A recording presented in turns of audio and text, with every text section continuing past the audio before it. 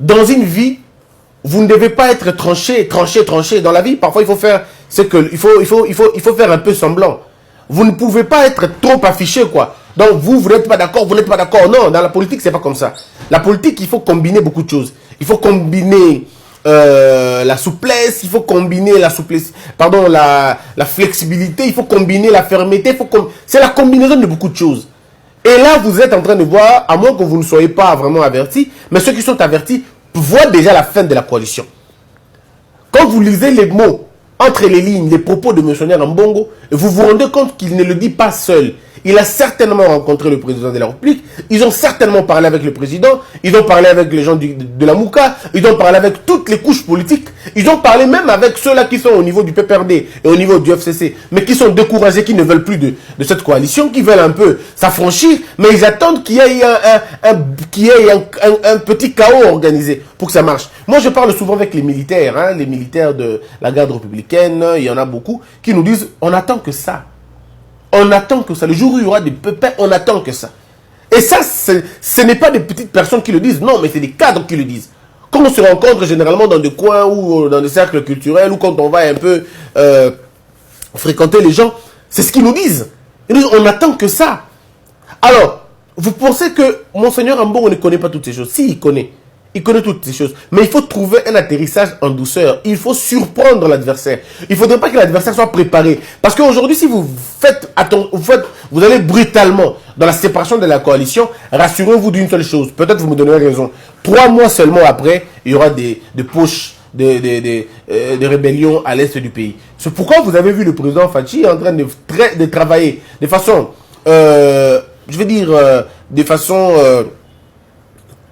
bon, je veux dire ça clairement, le président Fachi est en train de travailler sérieusement et sévèrement à l'est du pays parce qu'on lui a dit ça. On lui a dit, si tu ne fais pas attention, il y aura des guerres là-bas. Ces poches continueront toujours à le faire. Si vous lisez Pierre Le Perron, il vous dit clairement que lorsque James Kabarebe quitte le Congo, parce qu'il l'a dit lui-même, James Kabarebe, quand il quitte la RDC, quand il appelle Kagame, disons lui pensait qu'on allait les tuer. Il pensait que Kabila, le père, allait le tuer ou en voulait à sa vie. Parce que le Kabila est à Lubumbashi, Kabila envoie un hélicoptère pour prendre James Kabarebe. James Kabarebe arrive devant l'avion et que James Kabarebe dit, j'ai senti le piège. Je n'ai pas pris cet hélicoptère-là. Et quelques minutes après, l'hélicoptère a été explosé. C'est lui qui le dit. Alors il dit, il appelle Kagame pour lui faire part de ce qui s'est passé. Kagame lui a demandé de rentrer. Alors il voulait, lui, James Kabarebe, voulait faire comprendre à Kabila Laurent que je ne pourrais plus continuer, je dois rentrer au Rwanda. Alors il dit dans ses livres, il dit avant qu'il parte, il demande à M. Kifwa, à l'époque, il dit à M. Kifwa, accompagne-moi. Et si les sages, on l'appelait comme ça parce que Mouzé c'est un peu le sage, il dit, si le sage ose m'agresser, je la battrai de mes propres mains. Ça, c'est James Kabarebe qui le dit. Vous pouvez le lire dans le livre de Carnage. Lisez le livre de Carnage, le chapitre Kabila ne fait pas l'affaire. Vous allez vous rendre compte de ce qui est dit à l'intérieur. Le chapitre Kabila ne fait pas l'affaire. Vous suivez comment James Kabarebe pense de Kabila. Il dit que c'est un monsieur, je peux la battre moi-même de mes propres mains.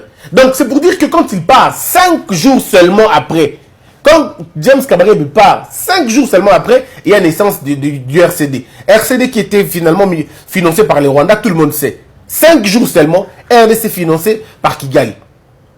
Voyez-vous? Donc, la même chose aujourd'hui. Il ne faut pas répéter la même erreur. Aujourd'hui, si on rend cette coalition de façon brutale, comme j'entends les gens dire, de façon brutale, ce que vous ne savez pas une chose, c'est que les groupes armés à l'Est n'ont pas encore été matés.